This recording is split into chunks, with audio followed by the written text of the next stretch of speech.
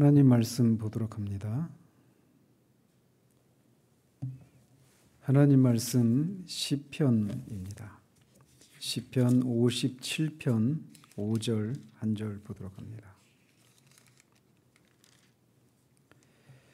시편 57편 5절 한 절 같이 읽겠습니다.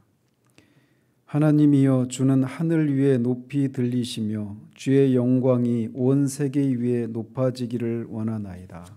아멘. 오늘은 창조주와 창조물 관계 회복이라고 하는 제목의 장을 살펴보도록 합니다. 자연 만물이 서로 조화를 이루기 위해서는 자연 만물 간에 있는 서로와의 그 관계가 마땅히 있어야 될 그 자리를 찾고 그렇게 올바른 관계들을 맺고 있어야 자연계가 질서와 조화를 이루고 그렇게 존재할 수가 있습니다. 자연에서 그러한 것처럼 인간의 삶도 마찬가지입니다. 그래서 우리 인간의 모든 불행의 원인은 하나님과 인간, 그리고 인간과 인간 사이의 관계가 뒤집어진 거기에서부터 초래되는 것이라고 성경은 우리에게 말해줍니다. 그래서 인간의 타락이라고 하는 것을 관계의 측면에서 설명을 하자면 이렇게 말할 수 있단 말이죠.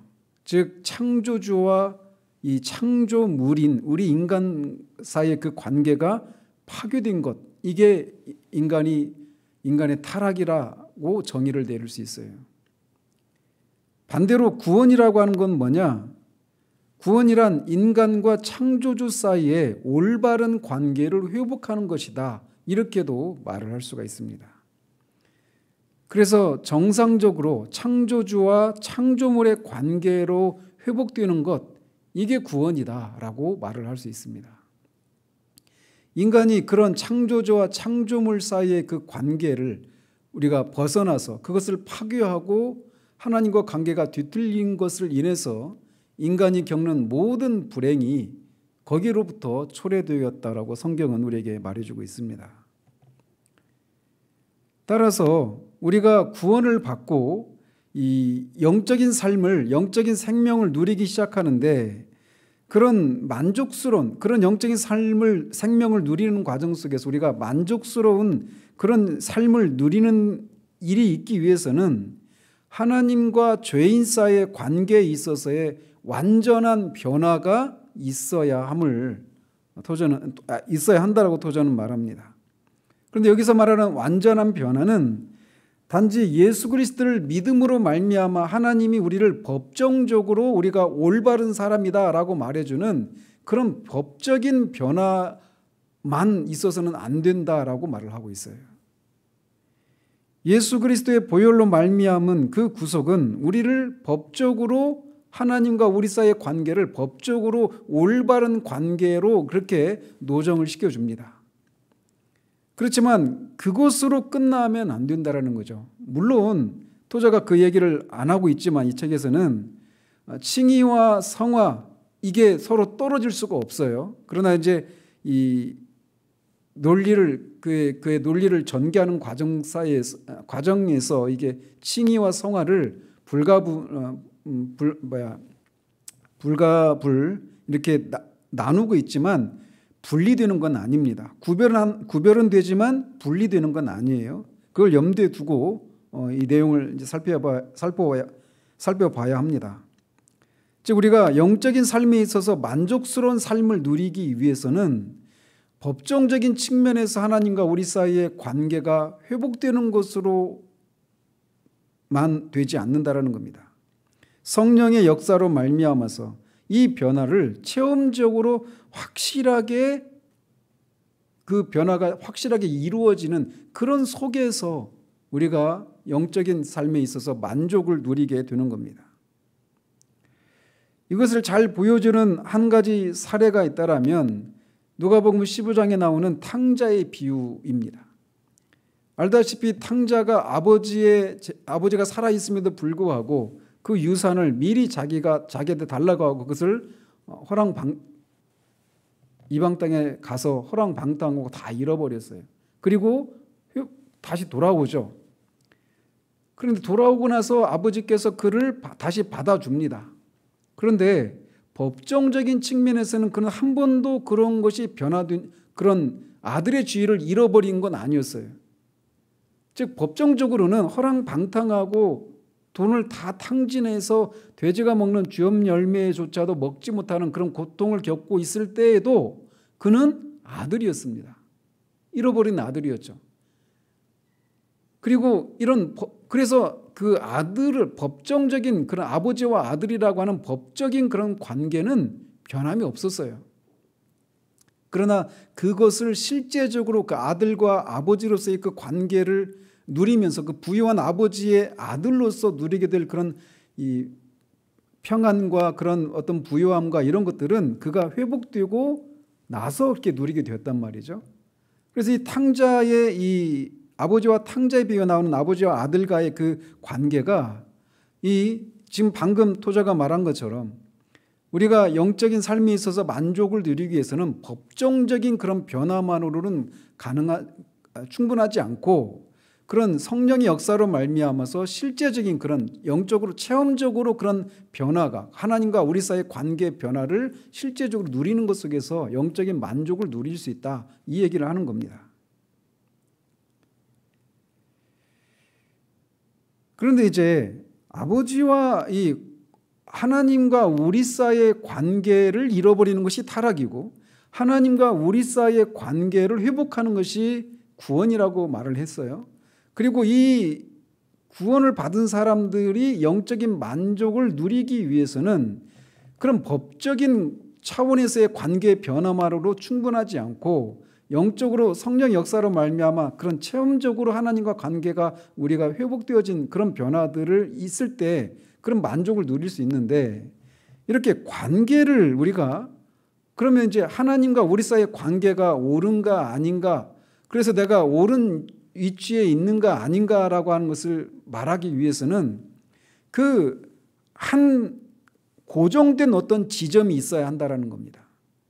그래야 그 어떤 것으로도 흔들리지 않는 고정된 한 지점으로부터 내가 그 마땅히 있어야 될 곳에 있으면 옳은 관계 가운데 있는 거고 거기에서 벗어난 것이 이제 그 관계를 잃어버린 것이다 이렇게 말할 수 있단 말이에요. 그래서 관계를 한정 짓는 데 있어서는 그 어떤 고정된 중심이 있어야 되는데 그게 뭐냐? 바로 스스로 계시는 하나님이시라는 겁니다. 스스로 계시는 하나님, 그 하나님으로부터 내가 멀어졌으면 관계가 깨어진 거고 그 하나님과의 관계에 내가 머물러 있으면 올바른 관계를 누릴 수 있다 이렇게 말할 수 있단 말이에요. 나를 중심으로 내가 올바른 관계인가 아닌가를 말하는 것이 아니라 스스로 계신 하나님만이 그런 관계를 규정짓는 고정되신 분이시다라고 말을 하고 있는 겁니다. 그래서 그분 이외에 다른 어떤 사람도 또 다른 어떤 것도 그 고정된 지점으로부터 측정이 된다라고 말을 하고 있어요. 나는 스스로 있는 자라 나는 불변하노라 라고 하나님은 말씀하십니다. 스스로 계시고 불변하는 언제나 거기 계신 하나님, 그 하나님이 모든 관계를 한정짓는 모든 관계를 규정짓는 그 기준이 되시는 분이시다라고 터전은 말합니다.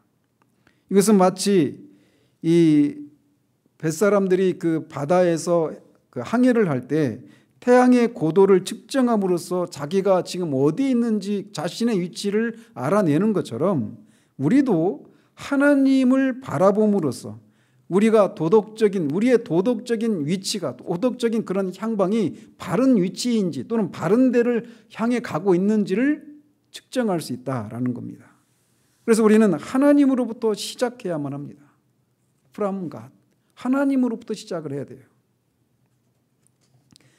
그래서 우리가 하나님과의 관계에 있어서 올바른 위치에 서 있을 때 오직 그때에만 우리는 올바른 것입니다. 그래서 추구하는 그리스도인들 이렇게 부르는데 하나님을 추구하는 그리스도인들이 갖는 어려움이 있는데 그 중에 지금 토저가 여기서 말하고 있는, 오늘 말하려고 하는 것은 하나님을 실제 하나님 그대로 받아들이고 그에 따라 기꺼이 우리의 삶을 맞춰가려고 하지 않는 데서부터 비롯된다라고 말합니다. 하나님을 있는 그대로 하나님이 하나님이심을 인정하고 거기로부터 출발을 해야 되는데, 그래서 하나님의 하나님 되심을 인정하고 그 하나님 앞에서 우리는 누구인가라고 하는 이런 데서부터 하나님을 추구하는 이런 삶이 시작이 되어야 되는데, 그런 것을 하지 못하는 데서 어려움을 갖게 된다라고 말하고 있는 거예요.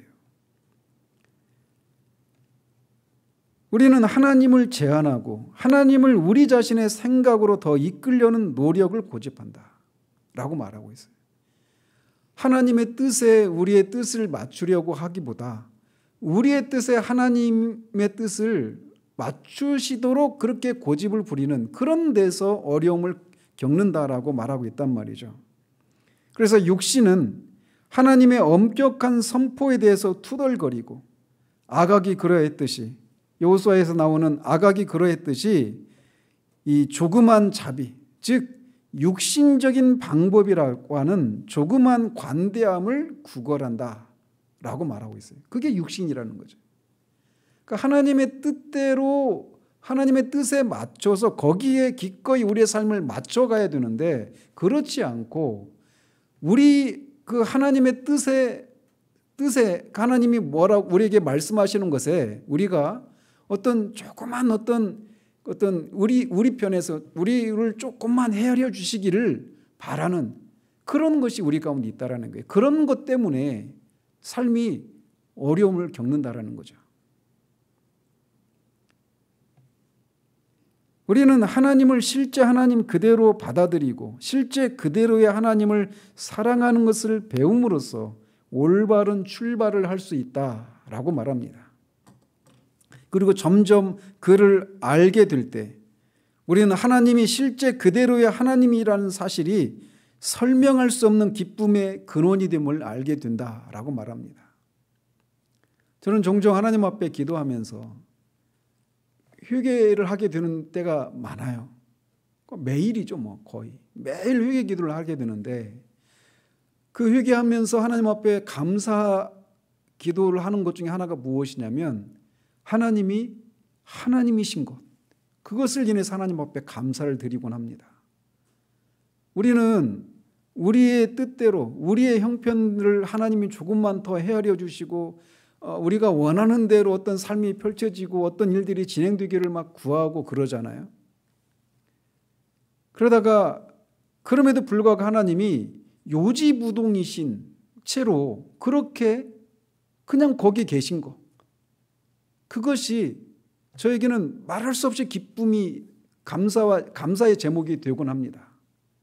하나님은 우리가 막 하나님 앞에 앙탈을 부리고 막 이렇게 막 그 투정을 부리고 고집을 부리고 이런 것 때문에 하나님의 뜻이 그래 알았다 하면서 하나님이 당신의 뜻을 우리에게 지셔서 하나님이 당신의 뜻을 저버리고 포기하고 타협하고 이런 분이 아니신 것이 감사하게 되는 일들이 많이 있단 말이에요. 우리는 사람들과 관계 속에서 그러잖아요. 아이들이 뻔히 잘못된 것임에도 잘못된 선택이고 잘못하고 있는 것임에도 불구하고 그것을 하지 말라고 했을 때 아이들이 고집을 부리고 투정을 부리고 막 그럴 때, 그것 때문에 우리가 겪는 그 관계 어려움들, 이런 것 때문에 알았다 하면서 그냥 이렇게 포기해버리는 그런 경우들이 있잖아요. 그런데 하나님은 그러시지 않아요. 그리고 하나님이 그런 분이시라고 하는 것, 절대로 하나님의 뜻을 어떤 것으로도 우리가 아무리 앙탈을 부리고 투정을 부리고 고집을 부려도 하나님이 이거다라고 말씀하신 것을 결코 타협하거나 우리 뜻대로 우리의 뜻에 하나님이 지시는 그런 하나님이 아니신 것을 우리는 감사하게 되는 일들이 종종 있단 말이죠.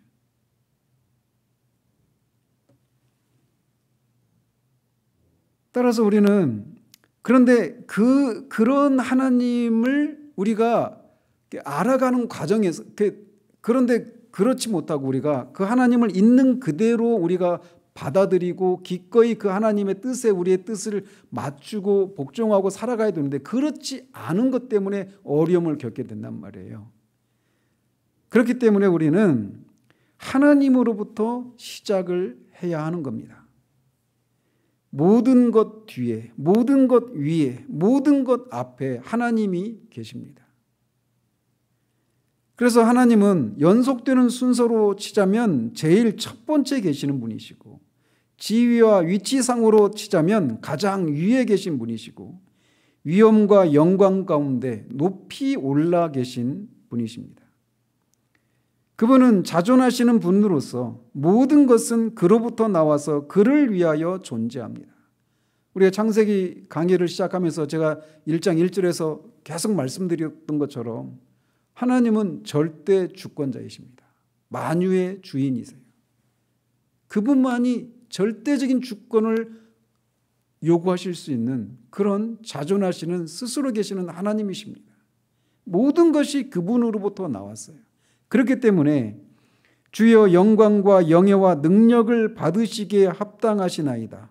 모든 것을 창조하셨으며 주님의 즐거움을 위하여 그것들은 존재하며 창조함을 받았나이다 라고 하는 이 고백으로부터 출발을 해야 되는 거예요. 모든 것이 하나님으로부터 나왔고 모든 것이 하나님을 위해서 존재하는 거란 말이죠. 그래서 모든 영혼은 하나님께 속해 있고 하나님의 즐거움에 의해서 존재합니다. 하나님이 하나님이 되시고 인간이 인간이 되려면 우리가 생각할 수 있는 유일한 관계는 하나님이 하나님이 되시고 우리 인간이 인간 되려면 하나님은 하나님 편에서 보자면 온전한 주가 되셔야 하고 우리 편에서는 완전한 복종을 해야 되는 겁니다. 그래서 모든 영광은 그의 것이고 우리가 할 수 있는 것은 그 영광을 그분에게 돌려드리는 겁니다.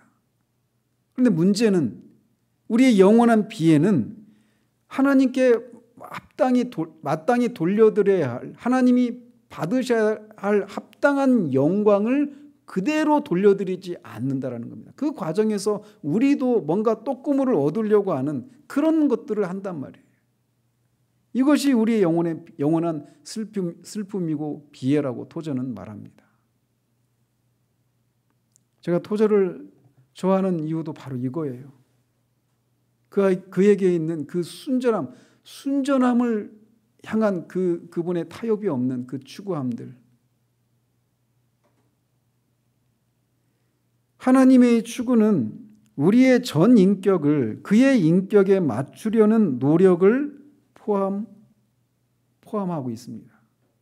우리의 전 인격을, 우리의 일부가 아니라 우리의 모든 것을 하나님의 모든 것에 맞추려고 하는 과정, 이것이 하나님을 추구함이에요.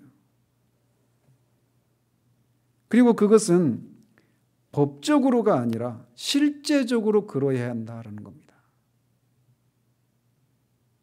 따라서 저는 여기서 그리스도를 믿음으로 말미암은 칭의로 말미암은 법적인 차원에서 하나님의 뜻과 우리의 뜻이 맞는 이런 것을 말하고 있는 게 아니라는 거예요. 그가 말하고 있는 것은 하나님을 우리 위에 마땅히 계셔야 할 위치로 자발적으로 높이는 것, 그리고 올바른 창조주와 창조물의 관계 상황 가운데서 이루어지는 경건한 복종의 자리로 우리 전체를 기꺼이 내어주는 것을 말하고 있는 겁니다. 그래서 하나님을 추구함이라고 하는 것은 이렇게 하나님이 하나님이시기 때문에, 그분이 모든 것을 존재하게 하신 분이시기 때문에, 그분이 절대적인 주권자이시기 때문에 우리는 창조물로서 그분께 그 모든 것, 우리의 전 인격을 그분의 인격에 맞춰드리고 그분이 우리에게 주신 모든 것을 주님께 돌려드리는 그런 것이 바로 하나님을 추구함에 반드시 따라와야 되는 요소다라고 토저는 말하고 있는 겁니다. 우리가 하나님을 모든 것 위에 높이 받들겠다는 결심으로 계속 나아갈 것을 결정하는 순간 우리의 발걸음은 이 세상의 행렬에서 벗어나게 된다라고 그는 말합니다. 즉 다른 말로 말하면 하나님을 내가 살아가는 이유가 하나님을 이제 영화롭게 하기 위한 것이다. 하나님의 영광을 위해서 내가 존재한다라고 하는, 그것을 위해서 살아가겠노라고 하는 그런 결단을 하는 순간 우리는 이 세상의 행렬에서 벗어나게 된다라는 거예요. 그리고 그런 결단을 하게 되는 순간 우리는 이 세상의 방법들을 적용하는 데서 벗어나, 이 세상의 그런 어떤 세상 풍조나 세상 사람들이 살아가는 그런 방법이나 또는 그런 목적에서 벗어나 있는 우리 자신을 발견하게 될 것입니다. 그리고 이것은 점점 우리가 거룩한 길로 나아가는 거룩한 길로 점점 전진해 나가면 나갈수록 우리가 세상으로부터 점점 더 멀어져 있는 그 세상의 길에서 벗어나 있는 우리 자신을 발견하게 되는 겁니다. 우리는 새로운 관점을 습득하게 됩니다. 그리고 우리 안에 새롭고 다른 이전에 없었던 심리 상태가 우리 안에 형성될 것이에요.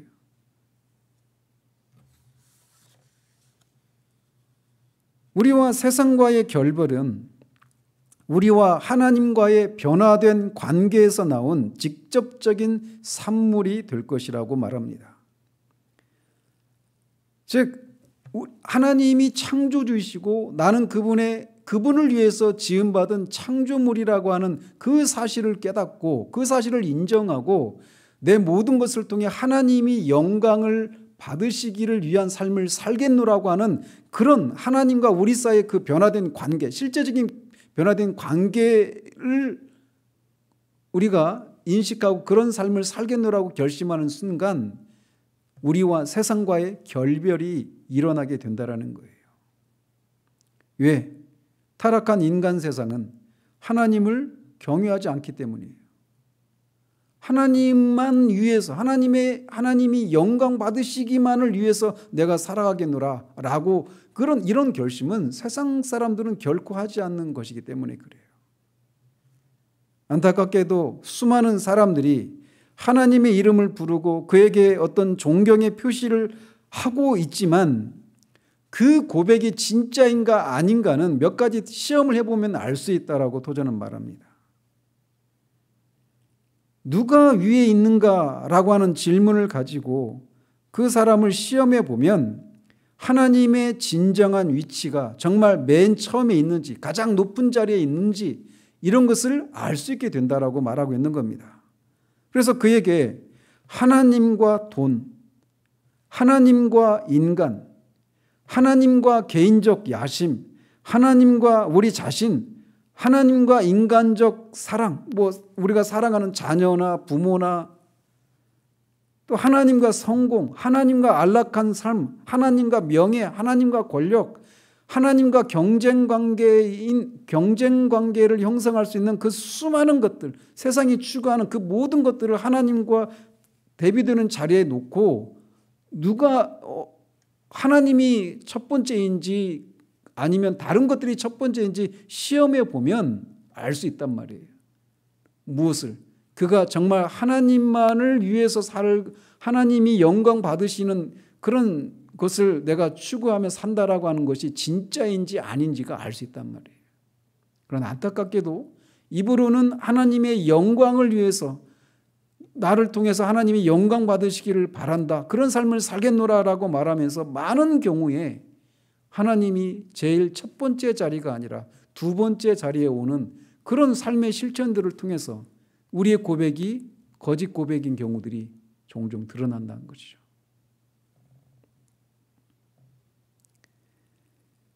주님 존귀를 받으옵소서는 성공적인 영적 체험에서 나온 말이다라고 말합니다. 그리고 주님이 존귀를 받으시옵소서라고 하는 이 진정한 고백은 거대한 은혜의 보물로 인도하는 그런 문을 여는 작은 열쇠다라고 말하고 있어요. 하나님만 영광을 받으시기를 원하는 그 결단, 그 마음이, 그 삶이 그 모든 보화를 여는 그 작은 열쇠라고 말하고 있습니다. 그 영혼 안에 있는 하나님의 생명과 입술을 합해서 계속 주님 존귀를 받으옵소서라고 말할 수 있는 자리에 이르도록 해보라. 그렇게 하면 수천 가지 작은 문제들이 즉각 해결될 것이다 라고 말하고 있어요. 즉 내가 이런 문제가 있고 저런 문제가 있고 그것 때문에 힘들고 어렵고 침체에 빠지기도 하고 우울해지기도 하고 이런 막 수많은 그런 문제들이 사실상 그런 모든 상황을 통해서 그런 모든 문제들을 통해서 하나님만 존귀 여김을 받으시기를 바란다라고 하는 그런 마음이 우리 가운데 있다라면 그 모든 것들은 사실 문제가 되지 않는다라는 거죠. 내가 아픈 것을 통해서 하나님이 존귀 여김을 받으실 수만 있다면 오케이라는 거예요. 더 이상 문제가 되지 않습니다. 내가 사람들과의 관계에서 어려움을 겪고 있어요. 근데 그것을 통해서 어떻게 하든지 주님이 영광을 받으시기를 바란다라고 하면 그 상황 가운데 자신을 주님 앞에 내어드린다라면 그것이 더 이상 우리에게 문제가 되지 않는다라는 거죠. 우리가 수천 가지 그 문제들이 작은 문제들인데 그것이 우리에게 큰 문제고 우리의 모든 문제인 것처럼 여겨지는 것은 바로 이것이 없기 때문이라는 거예요. 주님 존귀를 받으옵소서. 이것이 우리 가운데 없기 때문이라는 거죠. 그리고 주님이 어떻게 하든지 나를 통해서 영광을 받으시기를 원하는 그 마음이 우리 가운데 자리할 때 그리스도인의 삶은 더 이상 복잡하지 않고 단순해진다라는 겁니다.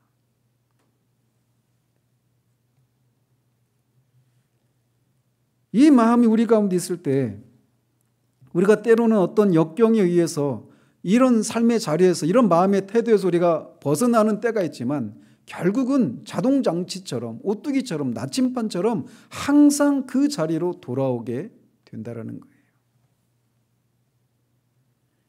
신기한 영혼의 성향에 의해서 반드시 다시 되돌아오게 될 것입니다. 보이지 않는 영의 활동이 그에게 유리하도록 역사하고 있고 궤도를 도는 별들도 그의 편이 되어 싸워줍니다. 자신의 전체를 남김없이 하나님께 양도한 자의적인 행동, 이거를 파스칼은 유쾌한 전적 포기 이렇게 표현을 합니다. 우리 전체를 남김없이 하나님께 자의적으로 내어드리는 것, 포기하는 것, 그것으로 말미암아 그가 어떤 인간의 위험을 잃게 될 것이라고 상상조차 하지 말라고 토저는 말합니다. 즉 우리의 모든 것을, 우리 전체를, 우리가 가진 모든 것을 다 하나님께 남김없이 내어드리면 우리가 어떤 인간적인 그런 위험을 잃어버리지는 않을까라고 하는 그런 두려움들이 있잖아요. 지금 이 말씀을 듣고 있는 여러분들 중에도 그런 분이 있어요. 저도 그랬었어요.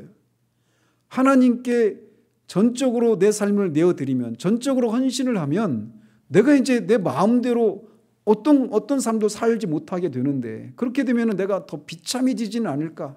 내가 원하지 않는 삶을 살게 되고 내가 또 어떤 내가 원하는 삶을 살지 못하게 되는 것에 의해서 내가 불행해지지는 않을까?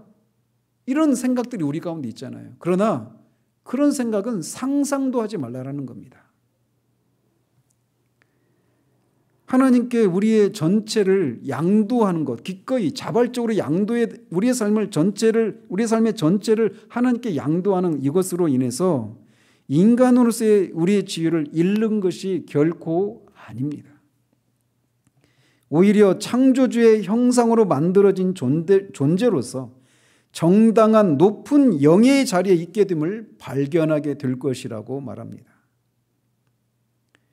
오히려 그의 수치는 그의 도덕적 분열, 그의 부자연스러운 하나님의 지위 침해로부터 옵니다. 무슨 말이냐?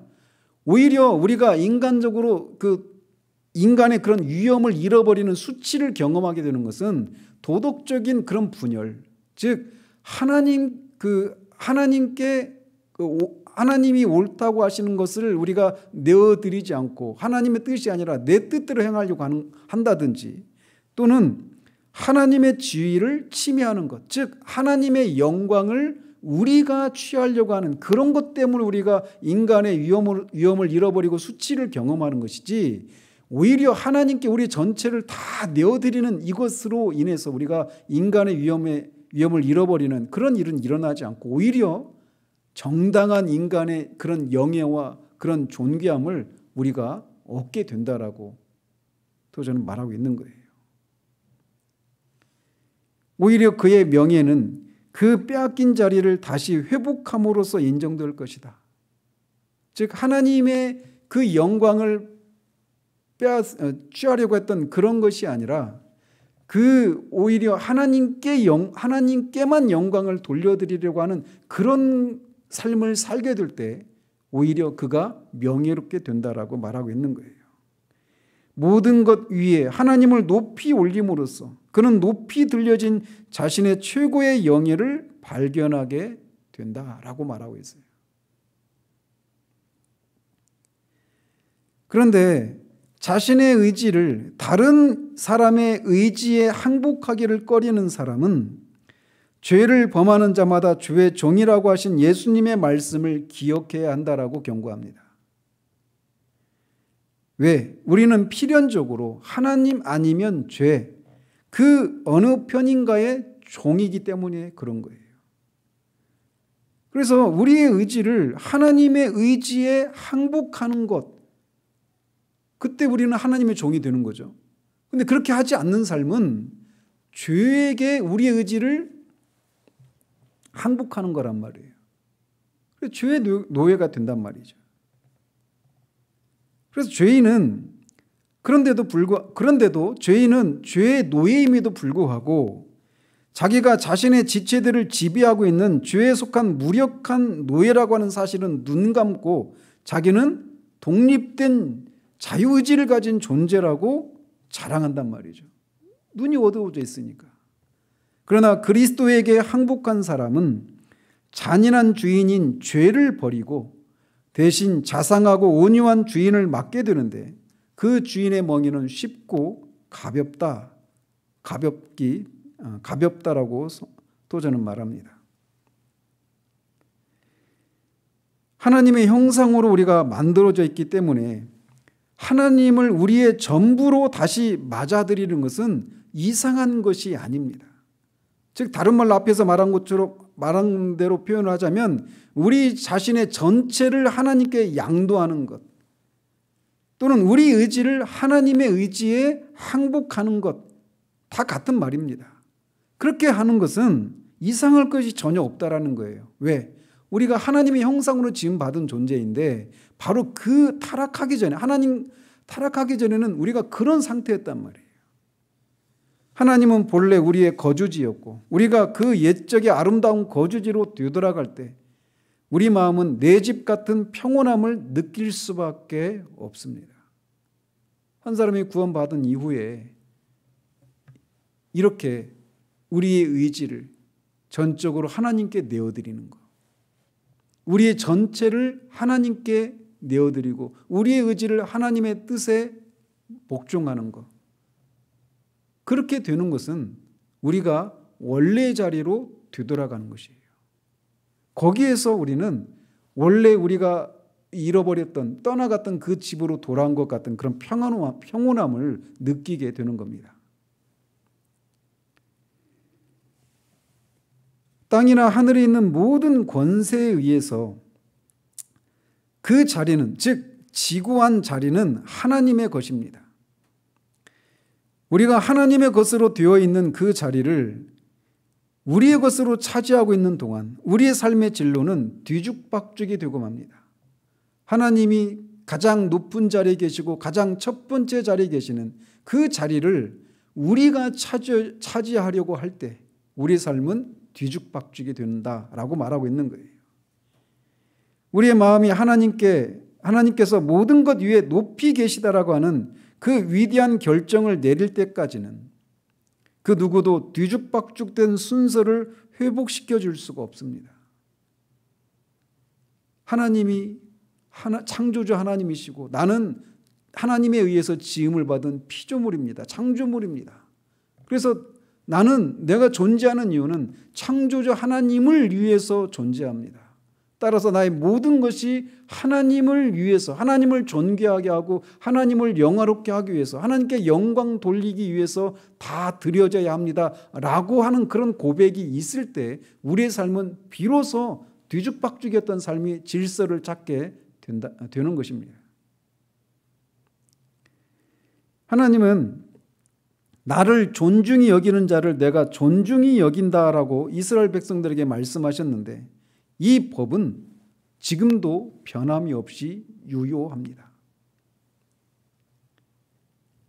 그래서 성경을 통해서 또 성경 밖의 교회 역사를 통해서 우리는 이 하나님의 법, 하나님을 존중히 여기는 자는 하나님이 그를 존중히 여겨주신다라고 하는 이 법이 지금도 유효하다라고 하는 사실들을 성경을 통해 교회 역사를 통해서 우리가 확인할 수 있다라고 그는 말하고 있어요. 그런데 이 말씀을 누구든지 나를 섬기면 내 아버지께서 저를 영화롭게 하리라 라고 한 주님이 말씀하셨는데 이렇게 구약과 신약의 이 법을 연결시키고 통일을 이루고 있습니다. 즉 구약이나 신약이나 구약에서는 하나님을 존귀하게 하는 자를 하나님이 존귀하게 여기신다 이렇게 존귀하게 하신다라고 하셨는데 신약에서 우리 주님을 섬기면 아버지께서 그 주님을 섬기는 자를 영화롭게 한다라고 말씀하셨어요. 때때로 이 말을 좀 더 이해하기 이해를 쉽게 하기 위해서는 토저가 말하고 있는 것처럼 정반대편에서 보는 겁니다. 즉 하나님을 존귀하게 하는 자를 하나님이 존귀하게 하신다라고 하는 것을 좀 더 우리가 쉽게 이해하기 위해서는 정반대편에서 보는 방법을 취할 필요가 있다는 거예요. 그러면서 하나님을 존중하게 여기지 않은 자를 하나님이 어떻게 존중하지 않으셨는가라고 하는 것을 어떤 사례를 통해서 보자라는 겁니다. 그러면서 든 사례가 엘리와 그 아들들 비나스와 홈니와 비나스의 그 경우를 가지고 언급을 합니다. 즉 엘리와 그 아들들인 홈니와 비나스는 하나님을 존귀하게 여기지 않았어요. 그리고 그것에 있어서 실패한 것을 사무엘을 통해서 말씀하셨죠. 그리고 하나님은 그렇게 하나님을 존귀하게 여기지 않은 그 엘리와 두 아들들을 그 가문을 어떻게 하셨느냐? 그것을 심판을 통해서 하나님을 존중히 여기지 않는 자들을 하나님도 그들을 존중히 여기지 않으신다라고 하는 것을 그들을 심판하신 것을 통해서 보여주셨다라는 것입니다. 그래서 한날에 홈니와 비느하스가 전쟁터에서 죽고 그 소식을 들은 이 엘리도 의자에서 떨어져서 죽고 그리고 출산하는 중에 있었던 이 비느하스의 아내도 출산을 하다가 죽고 그 아들을 이가봇 하나님의 영광이 떠났다라고 하는 이름을 짓고 죽고 맙니다. 이런 사례를 통해서도 하나님을 존중히 여기지 않는 자를 하나님도 그를 존중히 여기지 않는다는 사실들을 보여준다는 거예요.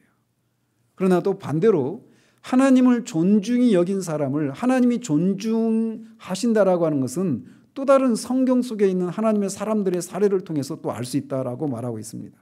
그래서 누구든지 그 하나님의 사람이 누구든지 그 사람들을 세워서 한번 살펴보면 그런 똑같이 그들 안에서 그 정직하게 하나님을 영화롭게 하려고 노력하는 그런 모습이 모든 하나님의 사람들 속에 있었다라는 겁니다. 하나님께서 그의 종들에게 말로 다할 수 없는 은혜와 축복을 부으셨을 때 어떻게 그가 연약한 것들을 눈감아 주시며 실패들을 간과해 주셨는가를 보라라고 토저는 말합니다. 이 부분을 읽으면서 큰 위로가 돼요. 아브라함이든지 야곱이든지 다윗, 다니엘, 엘리야 혹은 아무라도 그 사람들에게 하나님이 그들을 존중히 여겨주셨는데 그들 안에는 어떤 것이 있었느냐? 하나님을 영화롭게 하려고 하는 그런 노력들이 있었다라는 거예요. 그런 결심이 있었다라는 겁니다. 그런 삶의 일관성이 있었다라는 거예요.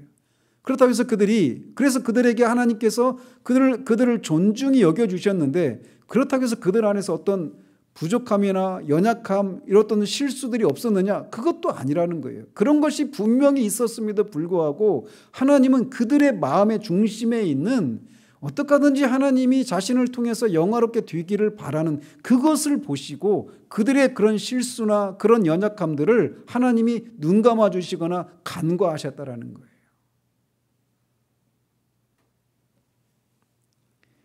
하나님의 사람은 모든 것 위에 하나님을 높이겠다고 그의 마음을 정했습니다. 그리고 하나님은 그의 의도를 사실로 받아들이고 그에 따라 행동하셨습니다. 그들이 완전해서가 아니라 거룩한 의도를 가진 것 때문에 엘리와 그의 아들들과 다른 그런 차이가 발생하게 되었다는 거예요. 거룩한 의도는 그렇죠. 앞에서 말하고 있는 것처럼 자신의 행로 가운데서 정직하게 하나님을 영화롭게 하려고 결심한 거예요. 이것은 우리 주 예수 그리스도의 생애 속에서도 단순하고 완전하게 나타나고 있는 바입니다. 예수님은 비천한 인간으로 자신을 낮추심으로써 하늘의 아버지 하나님께 모든 영광을 돌리셨습니다. 아버지 하나님을 영화롭게 하기 위해서 인간의 모습으로 창조자 하나님이 피조물의 모습으로 연약한 모습으로 오셨고 율법 아래 오셨고 십자가에 죽기까지 복종하셨습니다. 그는 온통 자신의 영광이 아니라 자신을 보내신 아버지 하나님의 영광만을 위해서 사셨습니다. 그렇게 했을 때 하나님이 그를 모든 이름 위에 뛰어난 이름을 주셨어요. 하늘과 땅에 있는 모든 권세를 주시고 모든 이름이 모든 무릎이 그 앞에 무릎 꿇도록 그를 존귀하게 하셨던 것이죠.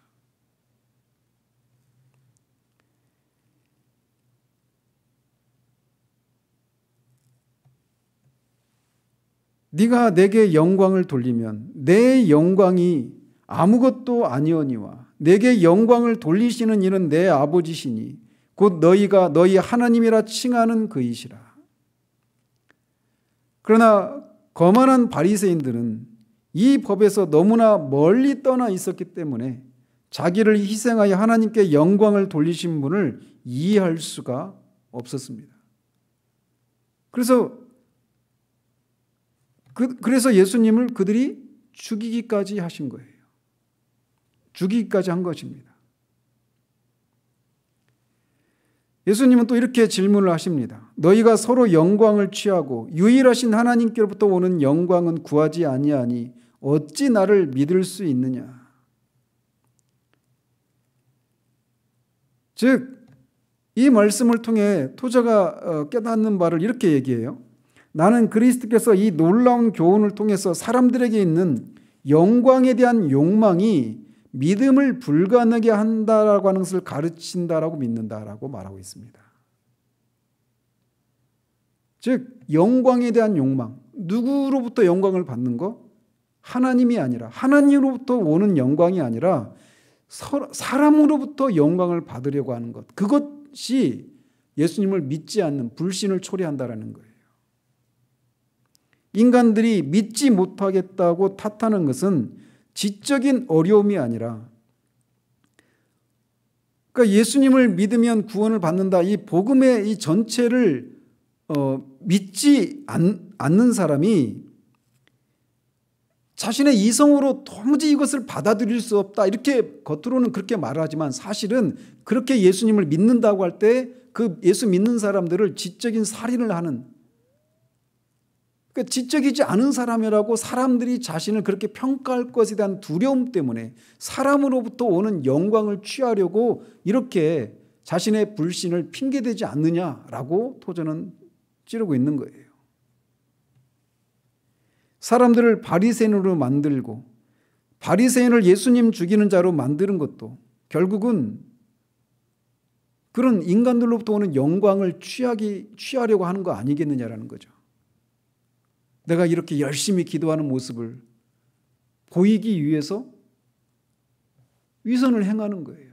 그 위선의 동기도 결국은 저렇게 열심히 기도하는구나, 저렇게 하나님 앞에 신실하구나, 이런 사람들의 칭찬을 받으려고 하는, 사람들로부터 오는 영광을 취하기 위해서 그렇게 바리새인이 되고 예수님을 죽이기까지 하는 그런 위선을 행한 그런 뿌리에는 이 사람들로부터 오는 영광을 취하려고 하는 것이 자리하고 있다라고 또 저는 진단하고 있는 겁니다.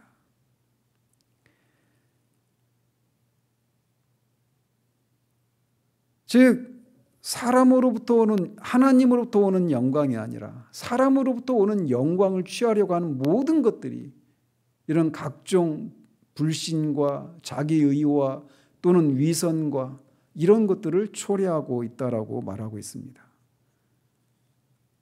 우리는 하나님 대신 우리 자신을 높이고 그 결과 저주가 뒤따른다라고 말하고 있습니다.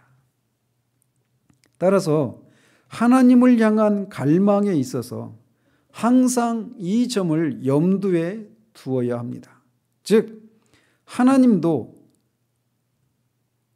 역시 갈망을 갖고 계시고 그의 갈망은 인간의 아들들, 더욱이 하나님을 모든 것 위에 높이겠다는 단호한 결정을 내린 사람들에게로 향하고 있다라고 하는 것을 기억해야 한다는 거예요. 하나님을 어떻게 하든지 하나님만이 영광을 받으시기를 원하는 그런 결단을 한 사람들에게 하나님이 그렇게 그들을 갈망하고 그들을 추구하고 있다, 이렇게까지 말하고 있다는 말이죠. 이런 사람들은 하나님에게 땅이나 바다의 모든 보물보다 더 귀한 사람들입니다. 그들 안에서 하나님은 그리스도 예수 안에 있는 우리를 향한 그의 극진한 인자를 나타내실 수 있는 현장을 발견합니다.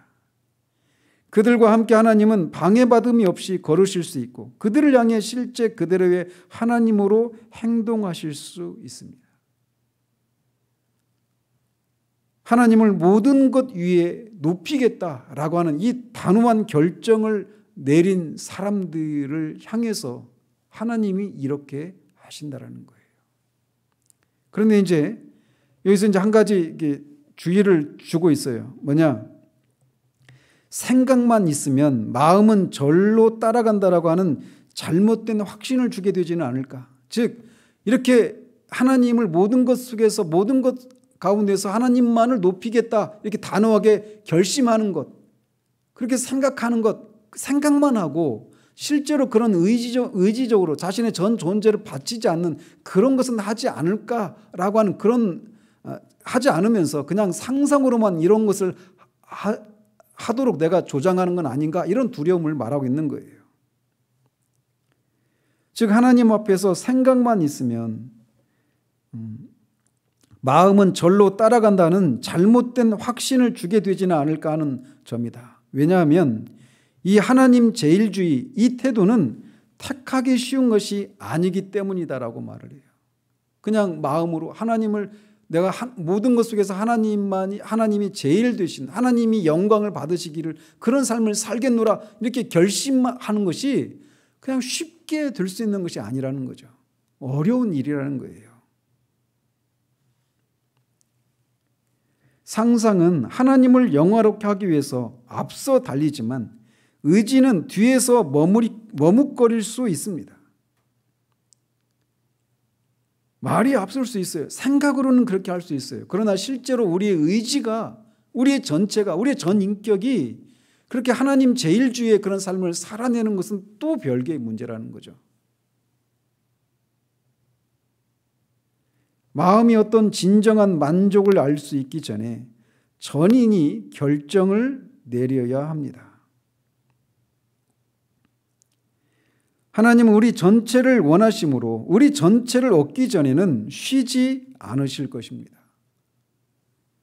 전체가 아닌 어떤 부분도 이것을 할 수 없을 것입니다. 따라서 우리 자신이 하나님 제일주의, 하나님이 하나님만이 모든 것 속에서 하나님만이 영광을 받으시기를, 이런 생각을, 이런 의지를, 이런 유쾌한 그런 전적인 그런 포기를 하고 있는지 아닌지를 점검할 수 있는데, 이런 기도를 통해서 이제 살펴보려고 하는 이런 기도가 나의 기도인가 아닌가를 통해서 알 수 있다라고 말을 하면서 이 장을 맺고 있습니다. 하나님은 그의 종의 눈앞에 그의 영광을 드러내실 것이요 자신의 모든 보물을 그와 같은 자의 뜻에 맡기실 것이다. 어떤 자에게? 하나님 제일주의, 하나님 단호하게 내 모든 것을 하나님을 높이는 일에 내 모든 것을 기꺼이 드리겠노라라고 하는 그런 결단을 한 사람, 그 사람에게 하나님은 자신의 모든 보물을 맡기실 것이다 라고 말하고 있어요. 왜냐하면 그는 자신의 영예가 아니라 자신의 영예가 그와 같은 헌신된 손 안에 있을 때 안전하다라고 하는 것을 아시기 때문이다라고 말합니다. 즉 하나님 안에 있는 그 모든 보물들을 그렇게 자신의 모든 것으로 하나님만 영광을 받으시기를, 하나님만이 영광을 취하시기를 하는 그런 삶을 살겠다라고 결단한 사람들에게 하나님은 안심을 하시고 그들에게 하나님의 그런 보물들을 맡기신다라는 거예요. 왜? 그런 사람을 통해서 어떤 열매들이 맺어졌을 때 하나님만이 영광을 받으시기 때문에 그래요.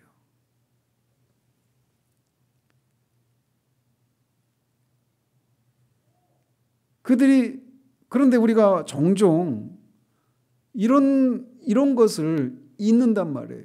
우리가 하나님 앞에서 막 말로는 하나님의 영광을 위해서, 하나님을 위해서 이런저런 것들이 필요하고 하나님을 위해서 이렇게 저렇게 하겠습니다라고 말을 하지만, 그것을 통해서 하나님이 그에게 어떤 보물들을 주셔서 어떤 열매들을 맺었을 때 많은 경우에 그런 것을 해낸 남들은 알지 못하는 그런 것들을 알게 된 남들은 하지 못하는 것을 이루어낸 나를 영화롭게 하는, 그래서 하나님의 영광을 도둑질하는 이런 일들이 비일비재하게 일어난단 말이에요.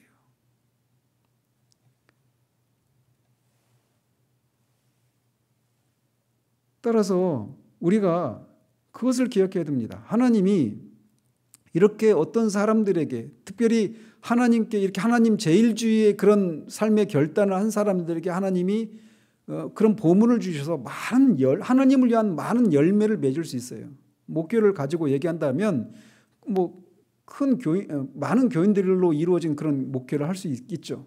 그러나 그것이 곧 그 사람이 하나님이 그를 안심하고 그에게 그 보물들을 주셨다라고 말하기에는 충분하지 않는 경우들이 많습니다. 이렇게 거의 돌아보면 거의 실패합니다. 거의 실패해요. 큰 목회를 이룬 사람들 치고 그런 것을 해낸 내 자신을 사람들이 알아주기를 구하지 않는 사람들 찾아보기 쉽지 않습니다. 없는 건 아니지만 쉽지가 않아요. 하나님은 너무나도 많이, 그런 면에서 너무나 많은 하나님의 사람들을 잃어버리셨습니다. 그것으로 인해서 하나님은 슬퍼하시고 계셔요. 그렇지만 우리가 하나님 제일주의의 그런 생각을 가진 사람인지, 하나님이 어떻게 하든지 나를 통해서 나의 모든 것을 통해 하나님께 그 모든 것을 드리고 기꺼이 드리고 그것을 통해서 하나님이 존귀 여김을 받으시기를 원합니다라고 하는 이 고백이 진실한 고백이라면 이 기도를 우리의 기도로 할 수 있는지를 돌아보면 알 수 있다라고 토저는 말합니다. 보시면 하나님 저의 모든 소유를 위에 높이 들리시옵소서. 오직 주께서 저의 삶에서 영광을 받으신다면 어떠한 이 세상 보물도 저에게 귀하지 않으리이다. 하나님이여 저의 교우 관계 위에 높이 들리옵소서. 비록 제가 버림받고 지구의 한가운데 홀로 서 있어야 할지라도 주님이 모든 것 위에 높이 들리시도록 제 마음에 작정하였나이다. 주님, 저의 안락함 위에 높이 들리시옵소서. 비록 그것이 육신의 안락의 손실과 무거운 십자가를 짊어짐을 의미한다 하여도 저는 이날 주님 앞에 드린 약속을 지키겠나이다. 주님, 저의 명성 위에 높이 들리시옵소서. 비록 제가 무명의 존재로 가라앉고 제 이름이 꿈같이 잊어버림을 당하는 결과가 될지라도 저로 하여금 주님을 기쁘시게 하는 것을 소원하게 하옵소서.